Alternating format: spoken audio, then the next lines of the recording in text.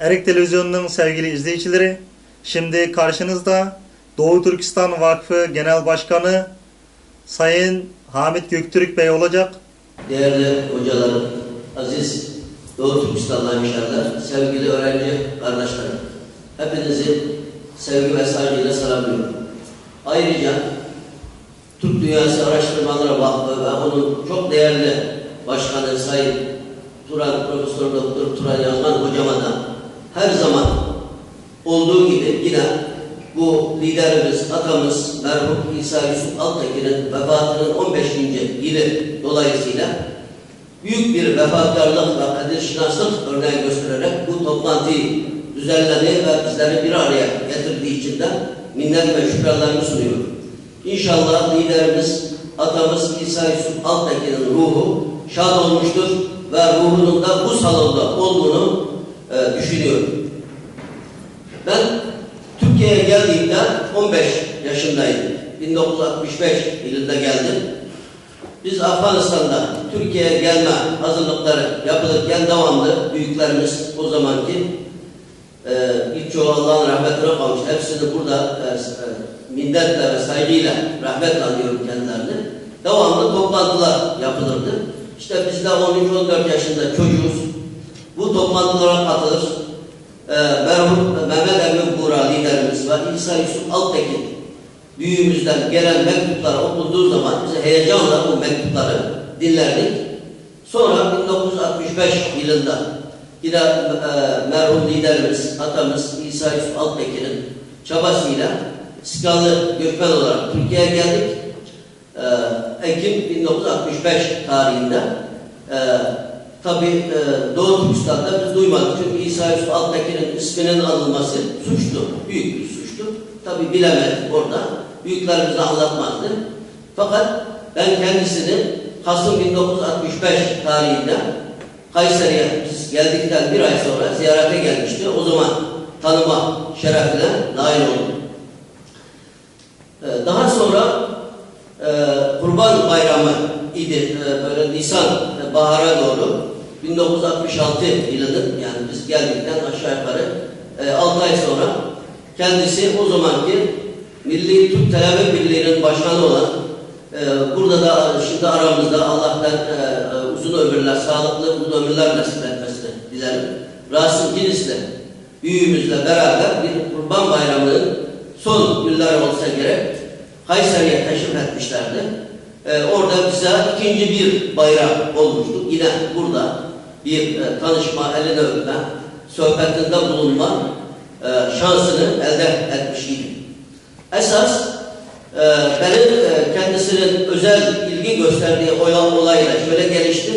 Kendisi 1966 yılının zannedersem Eylül aylarıydı.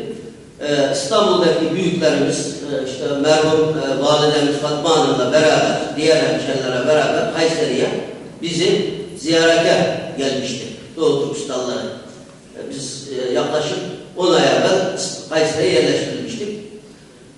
Hemşehriler kendilerini evinden misafir etmek için yarıştılar. Ve birbiriyle de böyle gönülsüz olaylar oldu. Ben çağıracağım, sen çağıracaksın, ben önce çağıracağım, sen sonra çağıracağım gibisinden böyle talaş tartışmalar oldu. O zaman ben dedim ki, durun dedim, ben güzel bir liste yapayım. Herkesin müsait olduğu tarihte, herkesin kabul edebileceği bir tarihte herkes evine davet edip misafir etsin. Uygur Türkçesiyle güzel bir liste hazırlayıp verdim büyüklerimize. Sonra liderimiz demiş ki bu listeyi kim yaptı, bu yazıyı kim yazdı diye sormuş. Benim yazdığımı söyleyince bana getirin bu çocuğu bir göreyim demiş ve bu şekilde de ben kendisinin iltifatına nail oldum. Ve tanıştık. Benim annem de Yenihisarlı idi. Yani liderimizin yaşadığı, doğduğum memlekettendi. Merhum validemiz Fatma Hanım da benim teyzelerimi çok iyi biliyordu. Beraber okumuşlar. Aynı yaşlılardı. Sonra çok yakın olduk. Ve sürekli temas halinde bulunduk. 1979 yılında yine bu hatıralarının hazırlığıyla ilgili beni İstanbul'a davet etti kendisi. Eski Doğu Türkistan için ismiyle çıkan hatıraların 1. bölümünün ön hazırlıklarını ben İstanbul'da 25 gün kadar kalarak kendi evinde beni misafir etti. Orada yatarak ben o hatıralarının ön bilgilerini, ön hazırlıklarını yaptım. Çünkü ben Uygur Türkçesi okuyabiliyordum. Sonra 1980 yılında yine Aralık ayıydı. Ben o 12 Eylül derbesinin kaos ortamında çok sıkıntıda idi lider muhtarım. Çünkü Kırım Türklerinin lideri Mustacip Ünsal, Allah rahmet etsin, bir sıkıntıyla o zamanki yönetimin birkaç gün kendisini gözaltına alındığını, takibata uğradığını görünce çok büyük bir endişeye kapıldı ve beni o zaman telefonlarda fazla çalışmıyor, gelenlerden telefon böyle umumileşmedi, genelleşmedi, gelip gidenlerden beni yine İstanbul'a gelmemi istedi. Ben de o tarihte bir başkalarının jurnallemesiyle Kayseri'de ben bir 8-10 gün kadar bir gözaltında, askeri hükümette tutuklandı ve gözaltında kaldım ve gözaltından çıktıktan sonra İstanbul'a geldim. 25 gün kadar evinde kalarak ta Doğu Türkistan'dan itibaren tuttuğu notların bir kısmı vardı. Çok değerli notlar bunlar. Bunları tenzim ettik. Ben bir notu baş tarafını okuduğum zaman hemen diyordu ki tamam bu bunun. Bu kadar binlerce belgeyi bu şekilde çok büyük bir zeka ile bunları tenzim etmemize yardımcı oldu. Yine bu vesileyle yine bir çok önemli bir hususu da burada sizinle paylaşmak istiyorum. Kendisi şöyle bir hatıra anlatmıştı. Zamanın bir devlet kurumunun başında olan eski İçişleri Bakanlarından İlten Türkmen'in babası General Behçet Türkmen Paşa derdi. Bizi zaman zaman Diş Türk liderlerini İstanbul'a toplardı. Bize yemek verirdi, sohbet ederdi ve bize önerilerde, tekliflerde bulunurdu.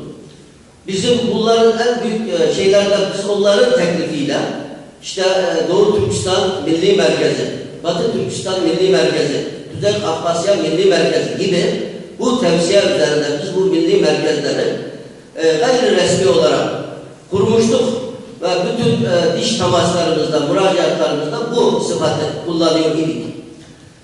Fakat bu 12 Eylül olaylarının bu kaos ortamında çünkü kimse ertesinden şeyi yoktu yani bir emin değildi. Bu ortamda çok değerli olan bu milli merkezin nizamnamesi ve onunla ilgili resmi yazışmalar, yurt dışından yapılan yazışmaları dedi oğlum biz bunları imha edelim. Yarın ne olur ne olmaz diye ben onu gündüz güzelce imha ediyordum. Parçalara ayırıyordum bu kağıtları. Naylon torbalara koyup akşam karanlığında çöp kutusuna atıyordum Ataköy'de. Çok değerli bilgiler olduğunu tahmin ediyorum bu şeylerden. Ondan sonra bu 25 gün süreyle çok önemli belge ve bilgileri biz dosya şeklinde ve üstünü de tenzim ederek yazarak bunları biz tenzim ettik. Dosyaladık. Ben geçen Erkin Altekin abime de kendisinden bunu söyledim. Yine Aslan abiye söylemiş olayım. Doğu Türkistan'ın yurt dışındaki Doğu Türkistan mücadelesine büyük iş tutacak olan belgeler var bunun içinde. Son yıllarda 70'li 60'lı 70'li yıllarda birçok ülkeyle yapılan temaslar, onunla ilgili tutanaklar, yazışmalar var bu belgelerin içinde.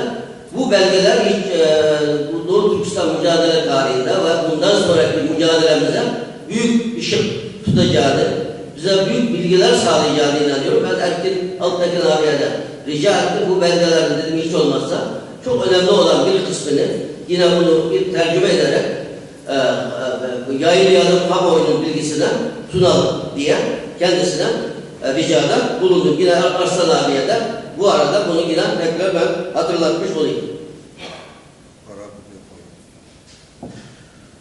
İsa Yusuf Altekin gerçekten büyük bir liderdir.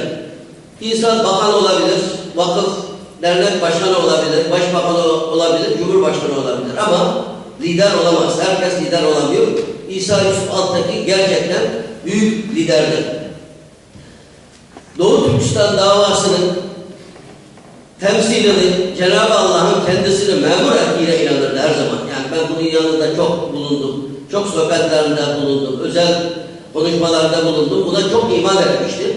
Ve bütün mahfillerde, bütün platformlarda hiç çekinmeden göğsünü gere gere ben bu Doğu Türkistan'ın lideriyim, ben bu halkın avukatıyım, ben bu halkın haklarının savunucusuyum diye göğsünü gere gere böyle çıkardı ve bu hak ve hukuk, mazlum milletinin, halkının hak ve hukukunu savunurdu. Bu çok önemli bir husus olduğunu düşünüyorum. Aynı zamanda yine Doğu Türkistanlıların atasıydı. Bugün Zeytinburnu'nun 25-30 yıllık önceki halini bilirsiniz. Küçük küçük isabe evler, gecekondu evler, kokan, küf kokan, zeyt kokan evler. Merhum liderimiz, ben kendisinin yanında bir süre özel katip olarak çalıştım. Bayramlarda, hasta ziyaretlerinde hiç üşenmeden ben oğlum filan evinde hasta olduğunu duydum. Filan evine götür beni ziyaret edeyim. Ayakları kırılmıştı biliyorsunuz. Kaza geçirmiş, trafik kazası yine. Böyle olmasına rağmen yine o evlere giderdi. O hasta olan hemşehrileri ziyaret ederdi, onlara moral verirdi. Çoluk çocuğu da yardımcı olurdu maddi ve manevi olarak. Yine o bayramlarda hiç üşenmeden asansör olmayan 5 kat, 6 kat dairelerin üstüne çıkıp o yüksek şeyleri hiç üşenmeden çıkıp hemşehrileri ziyaret ederdi. Bu çok önemli bir haslet olduğunu düşünüyorum. Çünkü herkesin bunu yapması mümkün değil. Bunu yapan ancak ada olabilir, bunları yapan ancak lider olabilir diye düşünüyorum. Şimdi liderliğinin yanında bir liderin lider olabilmesi için önce o toplumun o kişiyi lider olarak kabul etmesi lazım. Ayrıca bir meşruiyet zemininden lider olarak kendisini seçmesi lazım. İsa Yusuf Altekin bütün bu vasıfların yanında halkı tarafından seçilen bir liderdi. 1947 yılında 46 yılında 12 bitim anlaşmasından sonra Doğu Türkistan'da Çinlilerle ortak olarak yapılan eyalet hükümet kuruldu. İsa Yusuf Altekin büyüğümüzün de bu hükümette genel sekreter yani başbakanlık görevini üstlendiği bir hükümet. Bu hükümet kurulduktan sonra seçimler yapıldı Doğu Türkistan ilk kez 1947 yılında. Liderlerimiz merhum Mehmet Emin Buğra ve İsa Yusuf Altekin Doğu Türkistan bütün şehirlerde, bütün vilayetlerini, kasabalarını ziyaret etti. Halkla ilk kez Doğu Türkistan tarihinde bir Türk liderler kendi halkıyla burada temas sağladı. Ve burada seçim oldu. Ve bu seçimde de yine İsa Yusuf Altekin büyüğümüz halkın oylarıyla milletvekili olarak seçildi. Çin parlamentosunda. Yani Çinliler tayin etmedi. Bizim halkımız seçti. Yine 1949 yılında vatan için vatandan göç ettikleri şiarıyla vatanı terk ettikleri zaman o zaman yaklaşık 20 bin kişinin yaşadığı yani Doğu Türkistan'dan bu Çin işgalinden önce ve sonra Doğu Türkistan'dan ayrılıp Suudi Arabistan'da gelip yerleşen 20 bin civarındaki Doğu Türkistanlılar Eylül 1955 yılında Taif'te ilk kez yurt dışında bir Doğu Türkistan Milli Kurultayı tertip edildi. İstanbul'da yapılandan önce İstanbul'da yapılan ikinci kurultay. Bunu hatıralarında güzel izah eder okursak. Burada o 5 gün süren bu toplantılarda o zaman Suudi Arabistan'da yaşayan ve her vilayetten ileri gelenlerin ileri gelenler ve oradaki hemşerilerin ortak imzasıyla bir yetki belgesi bende örneği mevcut bir dergiden aldık ve binlerce kişinin imza attığı İsa Yusuf Altekin ve Mehmet Emin Buğra'yı biz lider olarak seçtik. Bu insanların her dediği söz, hareket bizi bağlar, bizi temsil eder. Çin'le yapılacak bütün görüşmelerde biz kendilerine yetki veriyoruz diye imzalayıp verdiği bir yetki var. Bu birinci Doğu Türkistan Milli Kurultayı 1955 yılında tarihte yapılan. İkinci kurultay ise 1992 yılında yine İstanbul'da. Burada birçok hocamın, büyüklerimizin katıldığı, işte Turan Yazgan hocamın idare ettiği bir kurultay oldu. Orada da bu kurultayın kurucuların tertip komitesi başkanlarında yine bu kurultay onun riyasetinde, onun gözetiminde ilk kez dünyanın 14 ülkesinden 70 civarında ki o zaman Doğu Türkistan Cumhuriyeti bakanlarında da mevcuttu. 1944'te Bulca'da kurulan Doğu Türkistan Cumhuriyeti'nin başkatibi yani genel sekreteri merhum Abdurrahman Mahdum ve Doğu Türkistan Hükümeti Cumhuriyeti'nin Kültür Bakanlarından merhum Ziya Semedi'den bu toplantıya katılmış bir tarihi toplantıydı. İsa Yusuf Altekin bütün bu vasıflarının yanında bütün dünyadaki Doğu Türkistan mücadelesinin temellerini attı. 1953 yılında geldi. Bu mücadelenin bayraktarlığını yaptı ve bu mücadelenin temellerini attı. Bugün Doğu Türkistan Göçmenler Derneği, Türkiye'de ilk kurulan bir sivil toplum kuruluşumuz.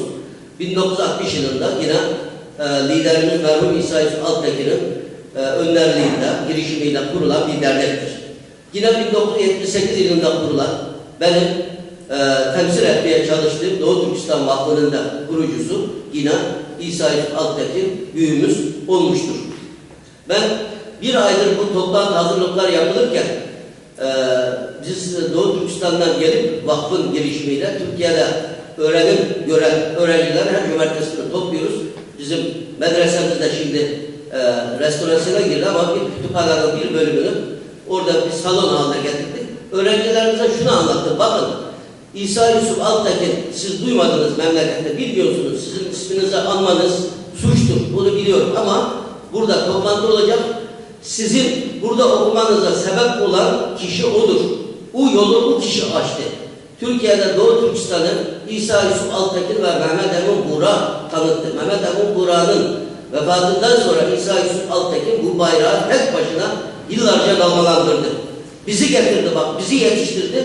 Biz size hizmet ediyoruz. Siz yarın sizden sonrakilara hizmet edeceksiniz.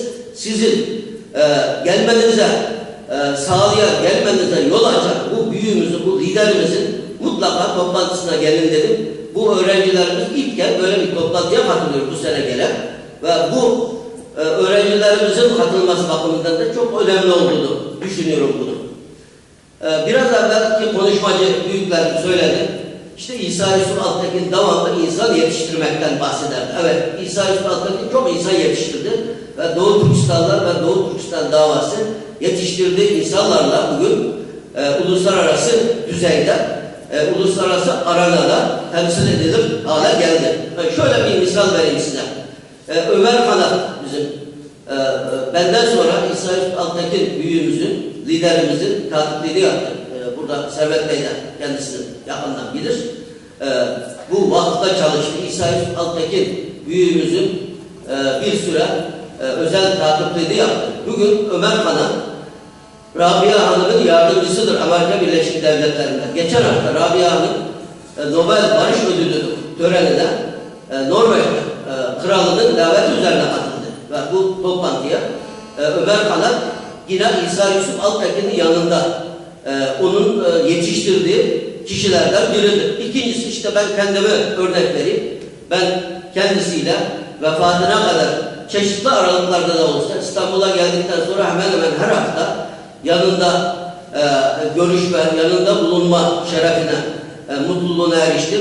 Ve onun sohbetlerini, onun konuşmalarını, onun nasihatlerini dinleyerek bugün milletimize elimizden geldiğince hizmet etmeye gayret ediyoruz.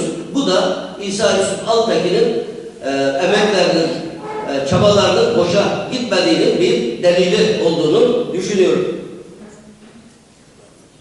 İsa Yusuf Altekin'in bir diğer büyük hizmetlerden birisi de bütün Doğu Türkistanları Türkiye'ye topladı.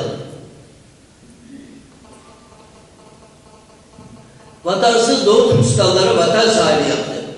Evsiz Doğu Türkistanları ev sahibi yaptı. İşte en büyük örneklerden biri benim. Benim Kayseri'de skalı göçmen olarak devletimiz getirdi ve devletimizde bize tahsis ettiği ev hala Kayseri'de duruyor.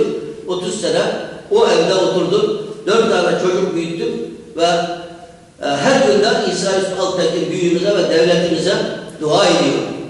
Yine bugün İstanbul'da fabrikatörlerimiz var bizimle birlikte gelen. Allah sayılarını artırsın. İş adamlarımız var. Milyon dolar seviyesinde servet yapan hemşerilerimiz var. Elbette bunlar bizim için büyük bir kazançtır. Biz bunların zenginliğinden onur duyuyoruz. Ancak Doğu Türkistan'ın davasına ve memleketteki zulüm içinde olan yok olma tehlikesiyle karşı karşıya kalan kardeşlerimizin dert ve dileklerinin dünya kamuoyuna duyurulmasına faydalı olduğu ölçüde bu zenginliğimizin, işte biraz evvel de Arslan abi bundan biraz şikayetçi oldu haklı olarak, faydalı olduğunu düşünüyorum. Doğu Türkistan'da 1949 yılında komünistler geldiği zaman da zenginlerimiz vardı. Zengin sınıfı diye halk düşmanıydı. Hepsini öldürdüler Çinler. Paralarını, pullarını aldılar. Benim biraz aklım yetiyor, çocukluğum orada geçti. Böyle Çin ordusu gelip insanların evinden gümüşlerini, altınlarını nakitle çevrilebilecek şeyler de aldılar yani. Bu Allah'ın bir gazabı, Allah'ın bir ibretlik bir gazap olduğunu düşünüyorum. Çünkü bu paralar, bu altınlar vatanına, milletine harcansaydı belki Doğu Türkistan bugün bu feci durumla karşı karşıya gelmezdi diye düşünüyorum. Yine bu 1953 yılında Hindistan'a iltica eden büyük çoğunluğu Kazak Türk'ü kardeşlerimizden oluşan 1850 kişi. Yine 1965 yılında benimle işinde bulunduğum Afganistan'a biz 1961'de iltica ettik. 237 kişi. Yine 1967 yılında yine Afganistan'dan bizlerle beraber gelemeyen 74 kişi. Yine 1969 yılında Keşmir'de 49'lu yıllarda kalıp gelemeyen, o tarihte gelemeyen 200 kadar kişi. Yine 1977 yılında yine Hindistan'da 100 civarında yine Doğu Türkistanlı Uygur ve Kazak Türkleri Türkiye'ye getirerek Türkiye'de vatan sahibi yaptı. Bu yalnız liderimiz İsa Yusuf Altekin büyüğümüzün özel şahsi çabasıyla mümkün olmuştur. Ankara'da ben o yaptığı oteli gördüm. Nil Palas'ta küçük Palas Otel, Gençlik Parkı'nın yanında küçücük, böyle küçük bir oteldi. Bakımsız bir otelde. Orada aylarca kalarak işte hükümet yetkililerle görüşerek bu insanların Türkiye'ye geldiğini sağlamıştır kendisi. Yine büyüğümüz İsa Yusuf Altekin Bey 1990'lı yıllarda Sovyetler parçalanıp kardeş cumhuriyetler boy hatlarıyla bağımsızlığını ilan ettiği zaman Atatürk'ün 1922'de büyük taarruz başladıktan sonra İstiklal Savaşı yani meydan savaş kazanıldıktan sonra bir sözü var. Ordular ilk hedefiniz Akdeniz ileri. Ben İsa Yusuf Altekin büyüğümüzün, liderimizin bu sözünü bu Atatürk'ün bu emrine benzetiyorum. Şöyle diyor. Kurtuluş sırası Doğu Türkistan'da. Diğer kardeşlerimin kurtulduğu sıra size diyor. Ateşler bu istiklal ateşinin fitilini ateşledi İsa Yusuf Altekin. Ve bunun üzerine 1990 yılında barın ayaklanması meydana geldi Doğu Türkistan'da. Yine 1995 yılında Temmuz ayında otelde yine Çinlilere karşı büyük bir halk ayaklanması oldu. 1997 yılında 4 Şubat günü 1944'te kurulan Doğu Türkistan Cumhuriyeti'nden başkentlik yapan Ulca şehrimizde yine Çinlilere karşı büyük ayaklanma oldu. Yine 5 Temmuz 2009 tarihinde geçen yıl, bir yıl önce yine Doğu Türkistan'da dünyayı titreten Doğu Türkistan davasının dünya gündemine oturmasını sağlayan ve Türkiye Cumhuriyeti Başbakanımızın bu bir soykırımdır ifadesiyle zirveye ulaşan olaylar İsa Yusuf Altekin liderimizin kurtuluş sırası Doğu Türkistan'dır komutuyla başladığını düşünüyorum. Ben bu vesileyle kendisini minnetle, şükranla bir kez daha anıyorum ve sözümün sonunda da kendi yazdığı hatıralarından bir hatırasını sizlerle paylaşarak sözlerime son vermek istiyorum. Hatıralarda şöyle yazıyor.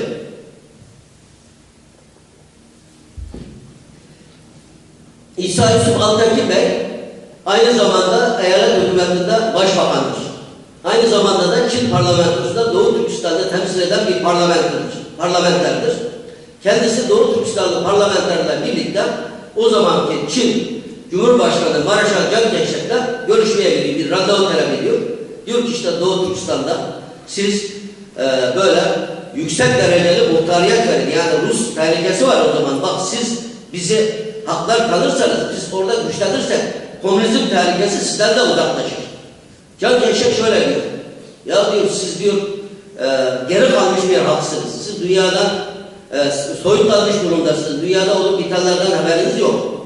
Siz dedi diyor size istiklal verirsek, siz bağımsızlık verirsek siz kendi kendinizi idare edemezsiniz. Liderimiz İsa Yusuf Altekin büyük bir cesaret ve zeka örneğine şöyle cevap veriyor. Bakın diyor Sayın Cumhurbaşkanı, ben 1930 yılında Taşkent'te Çin konsolosluğunda ben görevliyim. Bir gün Çin başkonsolosunun hanımı ve çocuklarını Çin'e gitmek için trenden bilet aldı. Çin başkonsolosunun hanımına dedim ki diyor, şimdi size araba gelecek, biz sizi tren istasyonuna götüreceğiz, trene bindireceğiz, oradan Çin'e döneceğiz. Başkonsolosun hanımı diyor ki ya bu tren buraya kadar gelmez mi eve dönene kadar? Sizin bir başkonsolosun hanımı bu kadar cahilken sizin devletiniz var. Elbette biz geçmişte büyük, görkemli, ihtişamlı büyük devletler kuran bir milletin ehvadiyiz. Elbette biz tecrübemiz var. Biz de en az sizin kadar bağımsız devletimizi yönetme iktidarına sahibiz diye çok güzel yerinde bir cevap veriyor. Ve beni sabırla dinlediğiniz için hepinize minnet ve şükranlarımı sunuyorum. Büyük liderimize de bir kez daha minnet ve şükranlar alıyorum. Teşekkür ederim.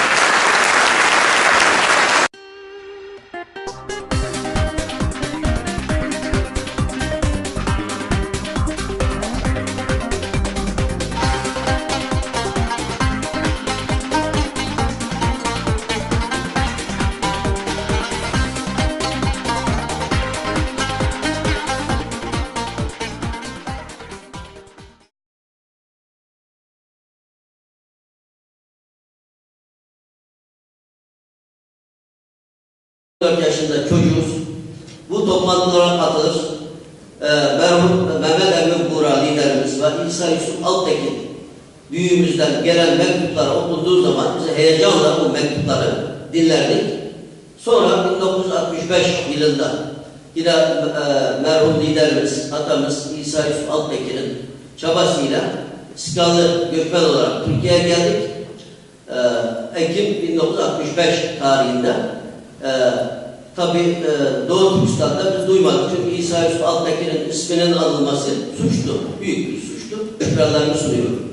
İnşallah liderimiz, atamız İsa Yusuf Altekin'in ruhu şad olmuştur ve ruhunun da bu salonda olduğunu düşünüyorum. Ben Türkiye'ye geldiğimde 15 yaşındaydım. 1965 yılında geldim. Biz Afganistan'da Türkiye'ye gelme hazırlıkları yapılırken devamlı büyüklerimiz o zamanki birçoğu Allah'ın rahmetine kavuştu. Hepsini burada minnetle ve saygıyla rahmetle anıyorum kendilerini. Devamlı toplantılar yapılırdı. İşte biz de 10.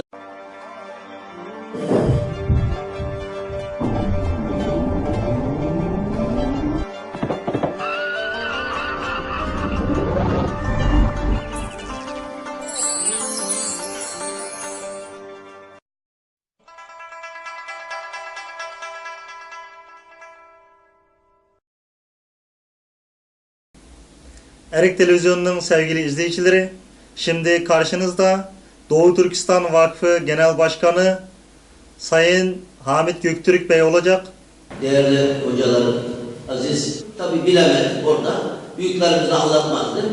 Fakat ben kendisini Kasım 1965 tarihinde Kayseri'ye biz geldikten bir ay sonra ziyarete gelmişti. O zaman tanıma şerefine nail oldum.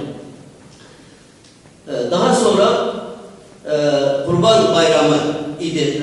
Böyle Nisan bahara doğru 1966 yılının, yani biz geldikten aşağı yukarı 6 ay sonra kendisi o zamanki Milli Türk Talebe Birliği'nin başkanı olan, burada da şimdi aramızda Allah'tan Doğu Türkistanlı hemşehriler, sevgili öğrenci kardeşlerim, hepinizi sevgi ve saygıyla selamlıyorum.